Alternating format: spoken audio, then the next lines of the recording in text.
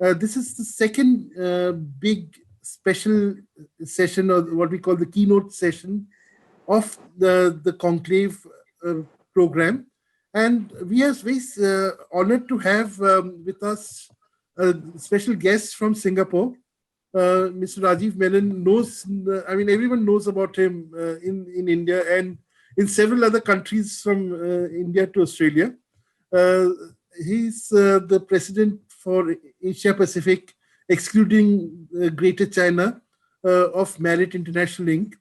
And we have seen the tremendous growth of Marriott International in the last 2 or 3 years in the Indian subcontinent. And I'm sure he'll be talking a lot about it. Unfortunately, COVID-19 came in between, and like a wrench, monkey wrench in the works, but I'm sure, as they say, all this will pass. Maybe it may take a long time for the long winter to go away, but we'll still live in hope, and we'll still have discussions. And I'm sure Mr. Menon will have a lot to offer with his international perspective. So welcome on board, Mr. Menon. We also have Mr. Mandeep Lamba, President South Asia of HVS. We know HVS International is one of the premier hotel valuation services of the world. We have Mr. Sanjay Khullar, who's, of course, again, very well known in Delhi and all over. Wherever people have a good time, they remember Sanjay. He's the vice chairman of Seasons Group, one of the country's leading catering companies. So without much ado, I'll invite Mr. Rakesh Kumar, who's the man, the brain behind IHE 2020. It is his vision that has made IHE 2020 enter its third year. Unfortunately or fortunately, we are all virtual this year. But I think thanks to his direction, we may be virtual, but we are all over. Now, Mr. Kumar, welcome to our discussion. As is our ritual, could you please green flag it and let's start our proceedings. Thank you, Sarish ji. Namaskar, everybody. I think Sarish rightly said that it's fortunate or unfortunate. I think always fortunate, because we are rather expanding our wings. So now the virtual means we are everywhere. We are, in fact, in the entire world through this platform. Dear friends of IHE 2020, organizers and our supporters, the food and hospitality sector around the world. Friends, it is with immense pride and pleasure that my colleagues in the India Expo Mart and Center Limited, and I welcome Mr. Rajiv Menon, President, APEC, Marriott International INC, to this keynote session of the third day of the India International Hospitality Expo, IHE 2020. I am particularly happy to note that Mr. Menon is from Delhi, which has become my home city also, and has risen all the way up the ranks from joining ITC Hotels as a management trainee in 1989 and thereafter relocating to Australia in 1992. To adorning his present position, which sees him leading the destinies of 415 hotels and resorts in the Asia Pacific, excluding Greater China, apart from an additional 300 under construction. As the operational leader for the region, Mr. Menon is responsible for the business performance of these hotels and also helps drive key initiatives and ensure implementation of the brand and discipline programs. It is a remarkable success story that makes Mr. Rajiv Menon not only one of a handful to top Indian hotel executives in an international position of influence, but also a role model worthy of emulation by upcoming generations of hoteliers. Mr. Menon joined Marriott International, if I'm correct, in April 2001 as the general manager of Renaissance Mumbai, Hotel and Convention Center, and the Marriott Executive Apartments, Mumbai. In 2004, he moved to Sydney, Australia, where he served as General Manager of Sydney Harbour, Marriott and Country General Manager for Australia from August 2007 till February 2015. Mr. Menon was Area Vice President for the South Asia as well as Pakistan, Malaysia and Australia during different periods of his assignment.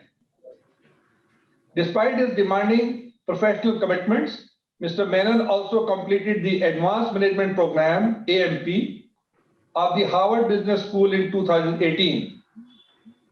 Under the leadership of Marriott, in fact, he has been recognized as one of the best performing international hotel brands in APEC and has received numerous Best Employer awards for the past several years. Congratulations, Mr. Menon. Mr. Menon has been professionally recognized over the years through numerous awards, including Young General Manager of the Year in 2003 by the FHRII, GM of the Year by Marriott International and the Hall of the Fame Award in 2017 for his contributing to the hotel industry in India. We are truly honored to have him in our midst. Mr. Menon will not only share his thoughts with you, but also engage in a short discussion with the distinguished hotelier, Mr. Mandeep Lava. He is also with us today, President South Asia, HBS, and his old acquaintance, a very well-known friend of ours, Mr. Sanjay Khullar, Vice Chairman, the Seasons Group, who is not only one of the India's most successful and professional banqueting business operators since 1987, but also the President, Hospitality and F&B, IHE 2020. They will address the following important questions in the course of their discussions. Some of the important questions which Suresh is definitely going to discuss with all of you, all the eminent persons who are present today in our panel. How is the COVID-19 pandemic different from the many other challenges that the hospitality sector has confronted over the decades? How long are its efforts likely to be felt? Was the global hospitality sector able to develop a coherent response to the pandemic? How effective has the response been to the pandemic? What are the key lessons learned from global responses to the pandemic? Does anything stand out from the Marriott International's response that Mr. Menon considers shareworthy? Does the resurgence of the COVID-19 pandemic around the world in the extended time likely to be taken by the vaccine candidates to be accessible around the world signify an extended harsh winter for the hospitality sector? Is the hospitality sector likely to be confronted by a serious talent crunch in the aftermath of the pandemic? Will Indian five-star hotels have to move away from their F&B heavy operations model because of the low footfall their restaurants are attracting after they have been reopened? Are cloud kitchens and home deliveries viable alternatives? Our eminent guests, two panelists and the Seasons moderator, Suresh Bhattacharya, bring with them a combined professional experience of more than 100 years to the table. I am therefore looking forward to the discussion in the hour ahead. I am certain we'll have loads of actionable shared wisdom to take home with us. Good luck. And Suresh, please take it now forward. Over to Suresh. Once again, welcome all the eminent panelists and thank you for joining with us today. Namaskar. Thank you, Mr. Kumar. That was a good start, I think. So without any delay, let me invite Mr. Rajiv Menon to kick off today's session with some observations, and then the field will be open for Mr. Lamba and Mr. Khullar to ask questions and carry the discussion forward. Thank you, Suresh. And thank you, Mr. Kumar, for those very kind words and introduction. Sincerely appreciate your gesture and hospitality. Hello, everyone. Ladies and gentlemen, good afternoon. It is truly a pleasure to be here and spend some time with all of you to speak at the India Hospitality Expo 2020. It is great to see eminent Indian hoteliers, industry experts, some of my colleagues, great hoteliers like Mandeep Lamba, and many others who have been long in this business. Let me start by recognizing the great work Chairman Mr. Rakesh Kumar, President of the Hospitality Expo, Mr. Dadu, and Mr. Sanjay Khullar, and their entire team have done over the last few years in establishing the Indian Hospitality Expo and building it from strength to strength. It is very clear that this expo is now established itself as a premier, largest expo event for the hospitality industry across India. India's tourism industry plays a critical role in the economic prosperity and growth for the country. With COVID-19 pandemic, it has had a terrible impact across the board in terms of our industry. And we'll spend a bit more time talking through that. But as a professional, as a leader now, almost 10 months into the crisis, I remain confident that we will come out of this crisis stronger. And as I spend the time with you today, I'm going to really focus on 4 key things. First and foremost, just give you a little bit of update on our India story for Marriott International and our long-term commitment to India and the great team of associates that we have in India. 2, really talk about the impact of COVID on our business and some of my key learnings on how to deal with the crisis and the challenges. 3, focus on some of the travel trends and the need to transform the business. And then finally, the outlook for hospitality from my perspective. So as we look at Marriott, and while Mr. Kumar said that I joined Marriott in April 2001, Marriott journey in India really started with our first managed hotel back in December 1999, and that was the Goa Marriott Hotel. I was lucky enough to come to India and open the second large complex that we opened in Mumbai, the Renaissance Mumbai Hotel Convention Center, and the Marriott Executive Apartments in Powai. And over the last 20 years, now we've gone on to become the largest hotel operator in the country with well over 120 hotels and close to 50 hotels in the pipeline under construction. We have 16 operating brands and some iconic hotels all across the country that we are very, very proud of. But more importantly, we have a team of 20,000 associates that do an incredible job in not only for our brands, for our company, but also for the industry at large.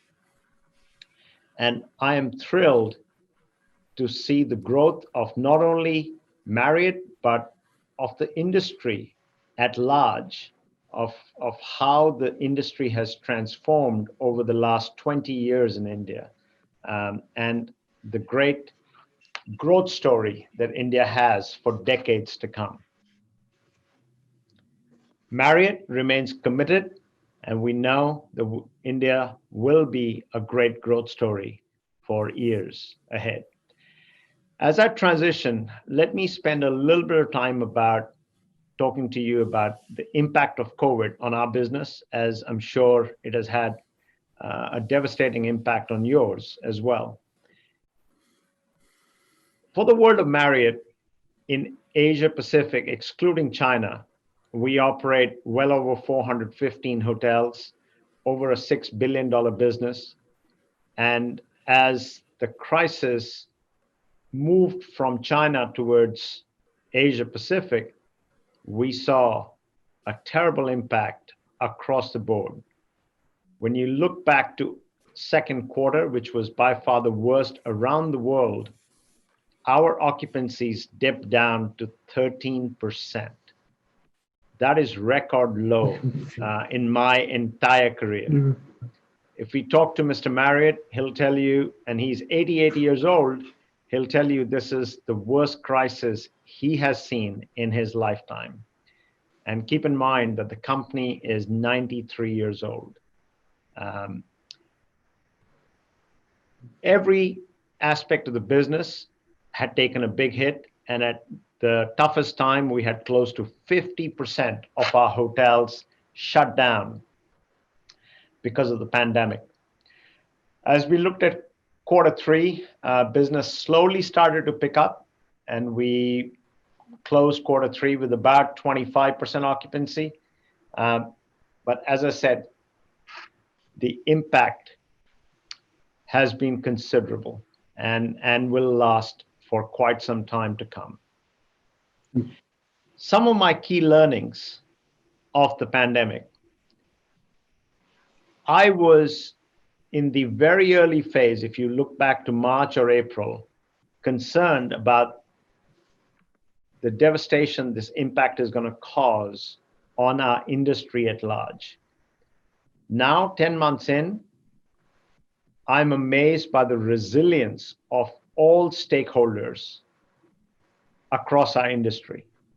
Our associates who have had to deal with extreme contingencies, many of who have been displaced, have done an incredible job, even in the toughest of circumstances, in delivering great experiences to the very few customers that have been in the hotels, and really going out of their way to help the community at large. The second thing I learned was, with your back to the wall, the level of creativity and innovation that's come out of our industry has been incredible. If you asked a great hotelier pre-COVID to talk about, food and beverage takeaway service, they would shrug their shoulders and say it's irrelevant. For us, during the pandemic, and more so moving on in the future, Marriott on Wheels is a concept here to stay, and we are seeing millions of dollars of revenue being generated month after month through our food and beverage takeaway service. And this is one of many examples that I'll talk about as we continue to move forward.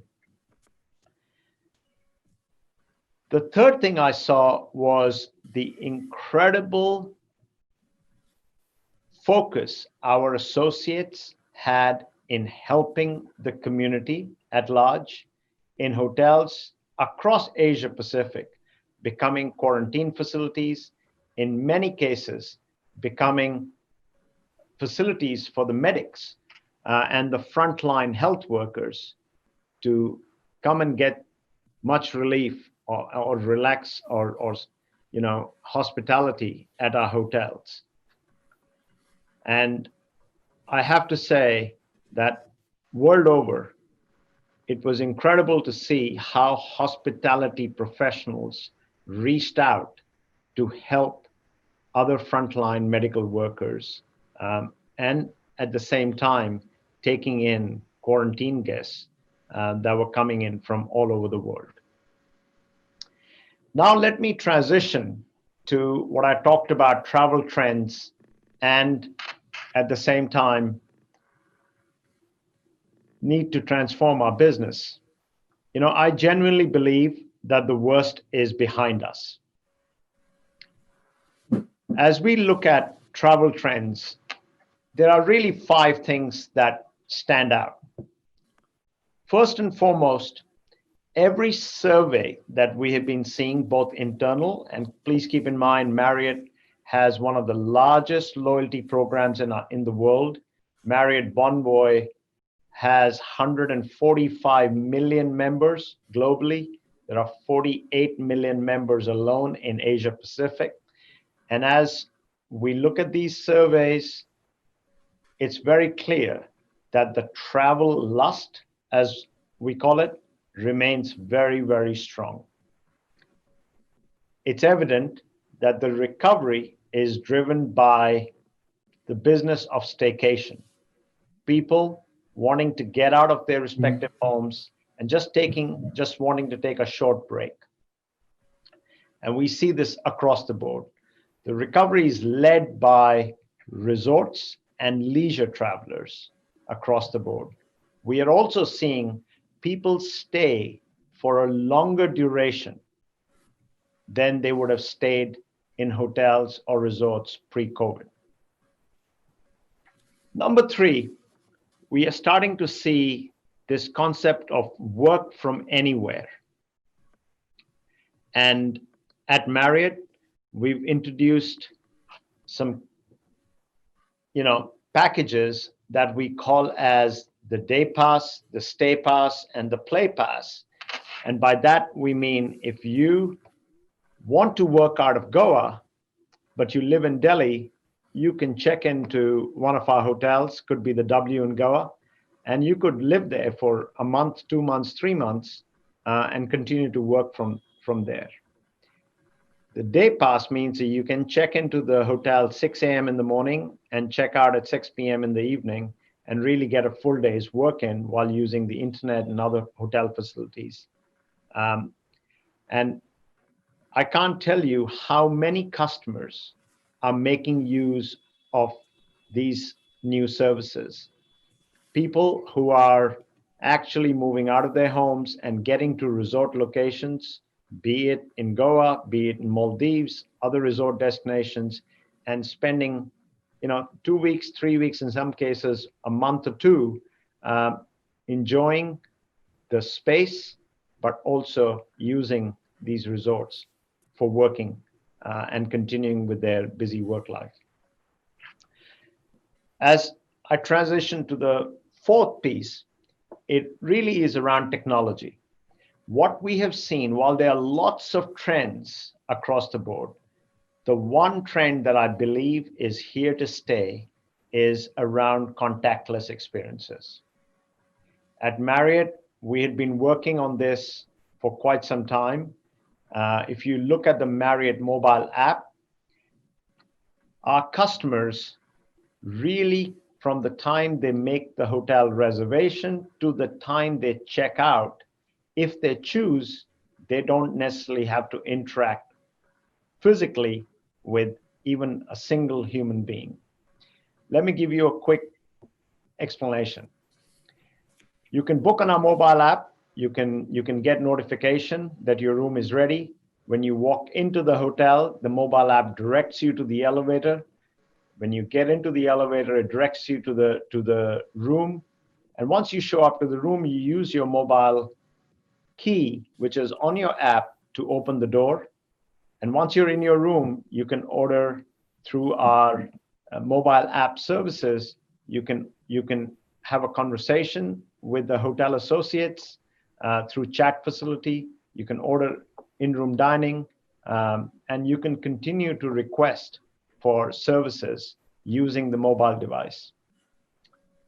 As you decide to leave, you can check out on your mobile app, and the bill gets taken care of as long as you're a Marriott Bonvoy member and sent across to you, thereby not having to interact with any individual. Now, that's for people who prefer pure contactless experience. However, our associates are on standby if any of our guests want to continue to interact with them. Similarly, we are seeing contactless payment technology, simple things as menus in restaurants. And I genuinely believe these kind of technology experiences are here to stay for a long, long period of time. The other thing we're starting to see is food and beverage is bouncing back stronger and is growing at a faster pace. And I genuinely believe that that's another part of our business, be it small socials or restaurants or bars, are going to be continuing to grow.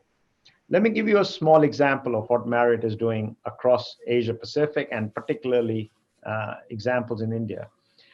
With the travel lust, what we saw airlines talking about flights to nowhere or cruise line doing cruises to nowhere. As a hotelier, we decided to bring your dream destination to you. So we have transformed a few of our hotels. Say your favorite JW Marriott in New Delhi has been transformed to JW Marriott Nara, which is the ancient capital of Japan.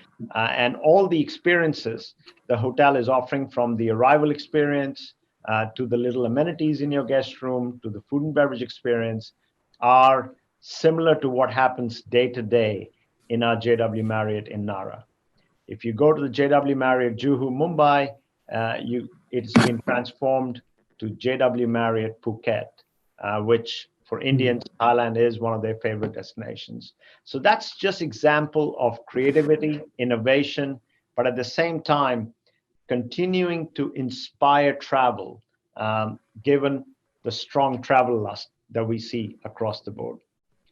And final trend, this piece about cleanliness and hygiene is truly a new amenity. It's the price of entry. It's critically important that every business, be it hotels, be it restaurants, be it catering business, be it suppliers, stay very focused in delivering the highest standard of cleanliness and hygiene as we do business today.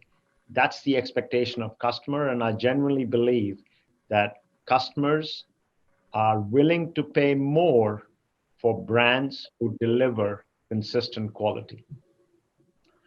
Now, let me transition to the final piece around outlook for hospitality. As I said earlier, that I'm a firm believer that long-term prospects are very, very strong. And I have to say that Asia Pacific is leading the recovery around the world. For our mainland China hotels, the recovery is almost a V-shaped recovery.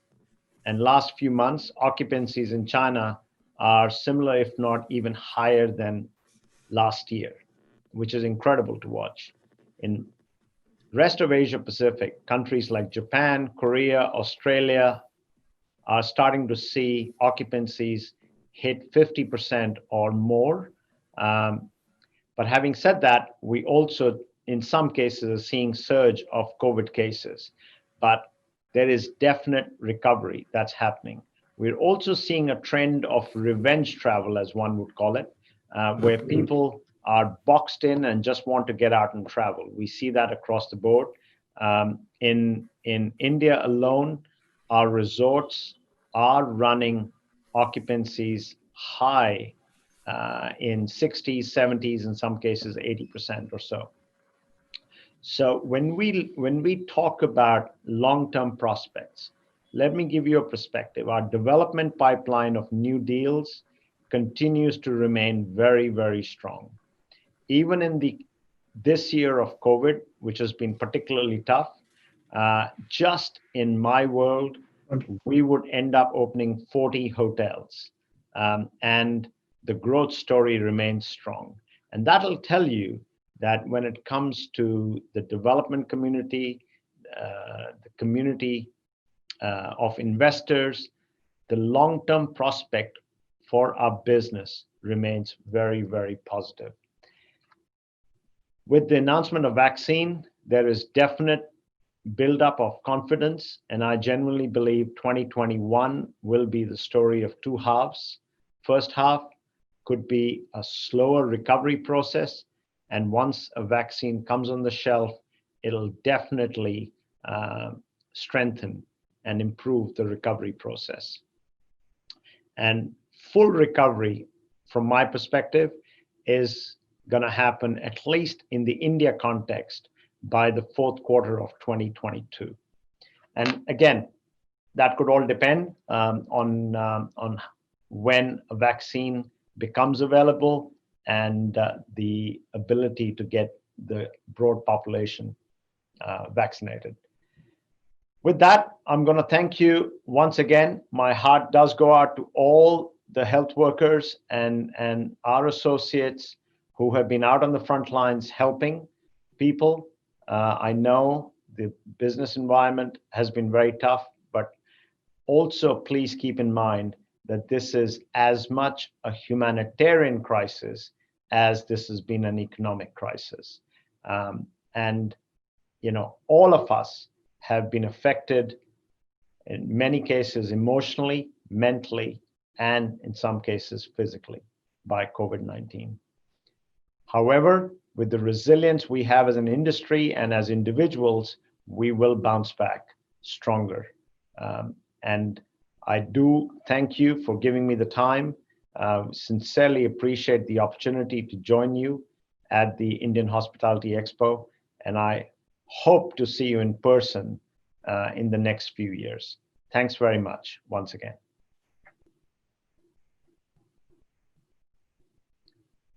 Back to you, Suresh. Yeah. Thank you, Mr. Menon. I think you gave a very succinct picture of the road from here to 2022 and a lot of reasons for hope. I think your figures for staycations are really something that, and for home deliveries, are something hoteliers across the country would look up to and would definitely cherish. I hope they're doing as well, across cities. But I will not stand in the way of your discussion with Mr. Mandeep Lamba and Mr. Sanjay Khullar. So Mandeep, the floor is yours. Please, get the question and answer session kicking. Thanks so much, Suresh. Thank you, Rajiv.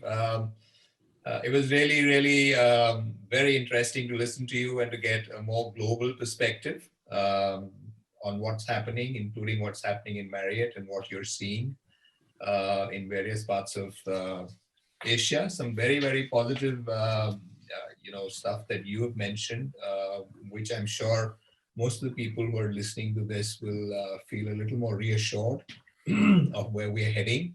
A lot of positive that you said. F&B, looking at newer businesses which are here to stay for the long term. Which we were all. I remember we did a seminar in Bangalore last year, and we did a session on ancillary revenues. Neeraj was there, incidentally. Mm-hmm. And this was the general managers, and most of the general managers were not very, very, queued on to, deliveries. And we were talking about the whole piece on why hotels are missing out on this whole big delivery business and on ancillary revenues. And look how that's changed. Interesting to see V-shaped recoveries in some parts of Asia that you mentioned. And of course, India, full recovery by hopefully the end of 2022. And you said the long-term perspective of this industry only got better, and it hasn't really impacted beyond a point in the short term. One of the things that I'd like to ask you, Rajiv, is this pandemic sort of, when we look back in history, we know the devastation it has caused, and it will for a little more while. But when we look back in history, maybe 10 years, 15 years later, is this that sort of turning point which has made us rethink and may have some great long-term positive impacts on the industry as well? I think so. I genuinely believe that COVID-19 has been the biggest change agent in our lifetime, right? It's disrupted everything we do, and you can't really. It's very clear that you can't take success for granted, because when you look back just pre-COVID or even back to January this year, right, as we came into the year, we were seeing record growth in terms of RevPAR, in terms of number of deals we were signing. And then suddenly, as I said, we were down to 13% occupancy in the third quarter, 50% hotels shut. But to me, few things are important. One, while there was really no playbook on how to deal with this crisis, it has been, a change agent from the perspective we've all had to transform our business.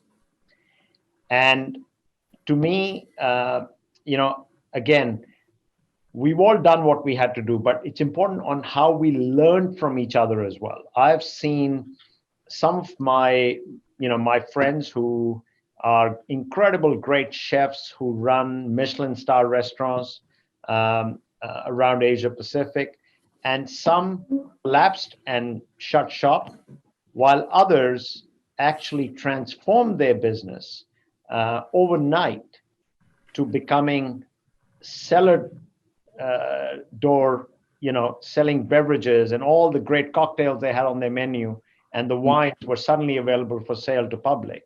They were becoming grocery stores. They were really changing their business model, right? And have thrived, if not survived, during this crisis. So it really is how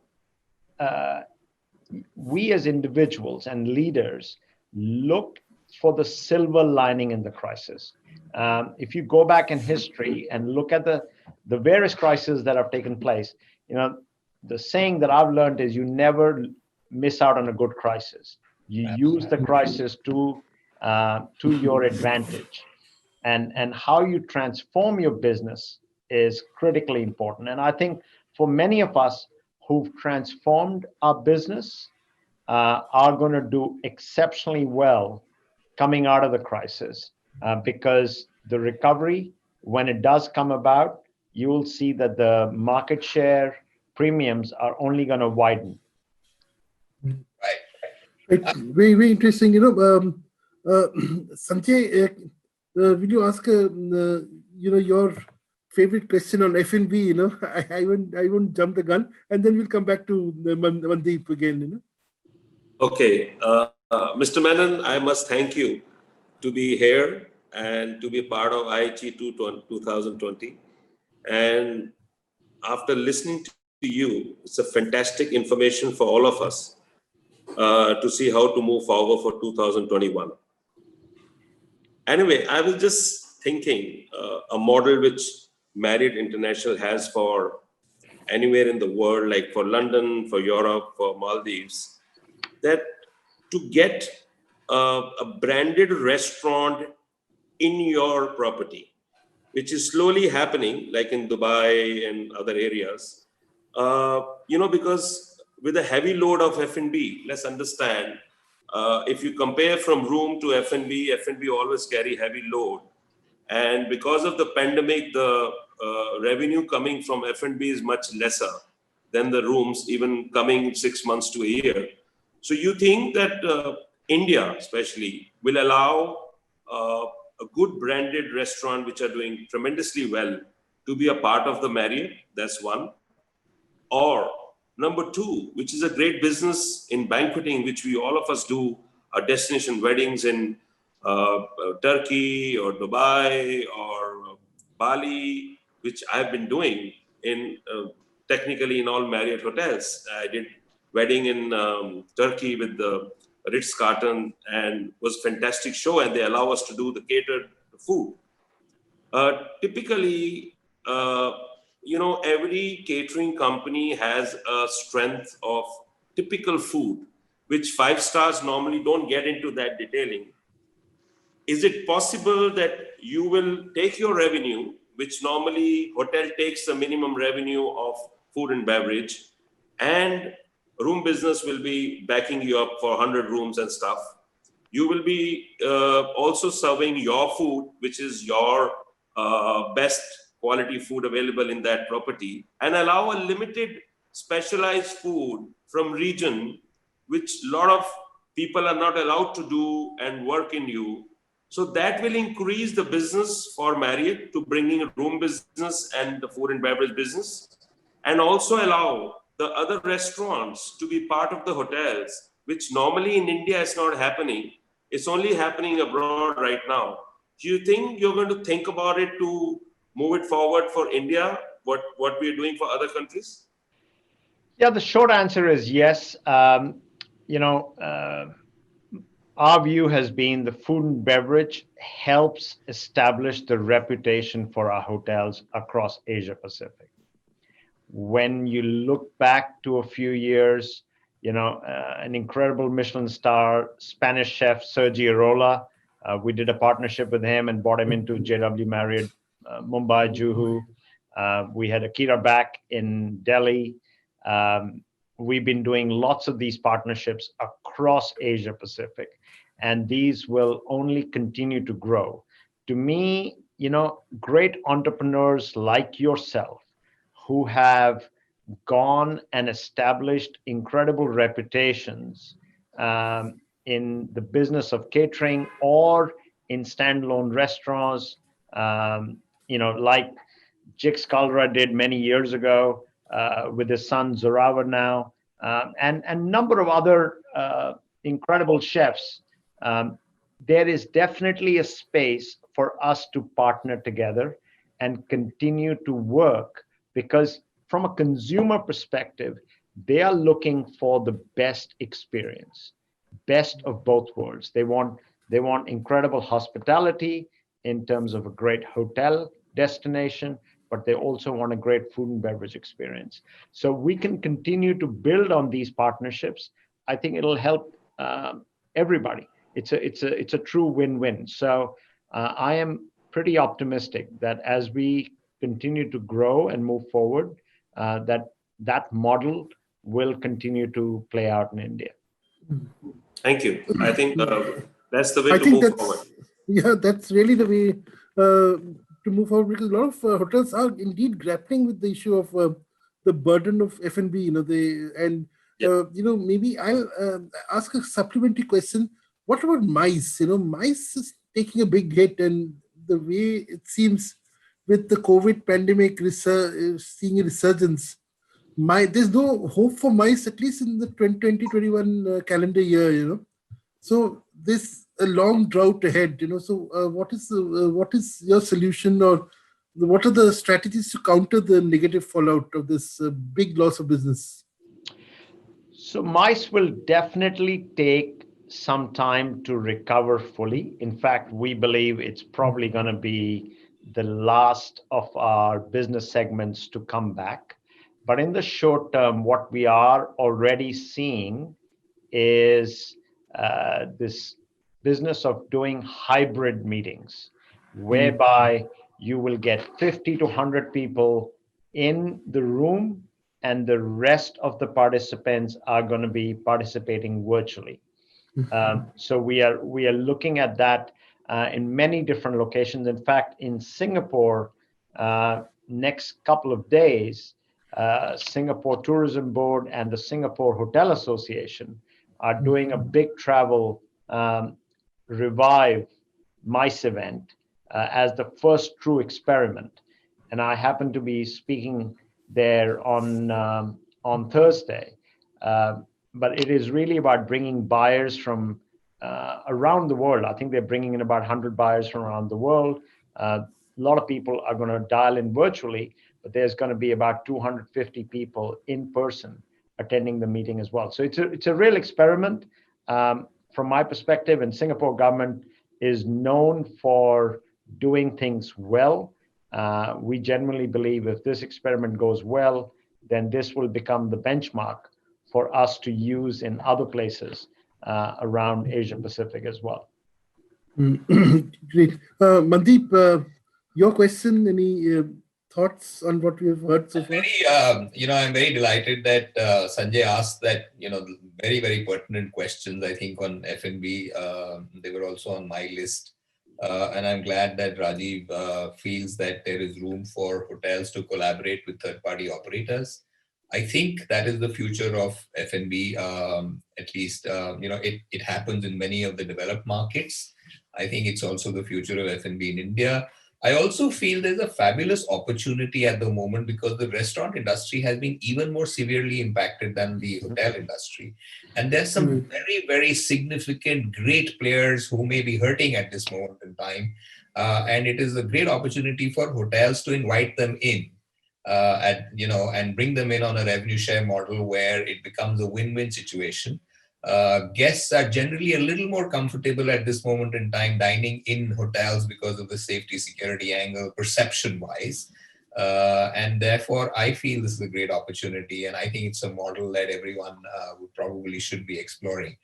But I'm going to come back to a little bit of my earlier question, Rajiv. I think one of the issues with our asset class in real estate was that as compared to, commercial, retail, residential, our yields were always struggling, in India. And that's why investments were always a little suspect as in terms of institutional investors. And the larger play has been more on HNIs. Of course, that's changing. We're seeing a lot more institutional investors coming in. But I think what we've learned in the COVID period is to manage a lot more with a lot less. And my sense is that this is something that is going to be permanent for a fairly long time. I don't think we're ever going to see the same staffing levels that we did see pre-COVID. Many of our cost structures have come down significantly. I also think that some of our governments have reacted very well, especially case in point, the Maharashtra government, which has now declared this as an industry, and we're getting some very specific benefits. I'm sure other states will follow. My sense is that when we add all this up, I think there'll be some changes in design as well. We will be building slightly more frugal hotels. That's my sense, given the fact that there's going to be more contactless stuff, etc. That this industry may well be turning that point and coming to, delivering much more healthier yields and therefore attracting larger institutional investment coming in. What's your sense on this, Rajiv? How are you looking at it? So I do believe, what you're saying, Mandeep, is correct. Although I think in the short term, that liquidity challenge will remain. Right. But as we transition to 2022 and beyond, there is definitely a lot of money on the sidelines waiting to come in and actually pick up, in many cases, distressed assets or assets with long-term, upside. Right.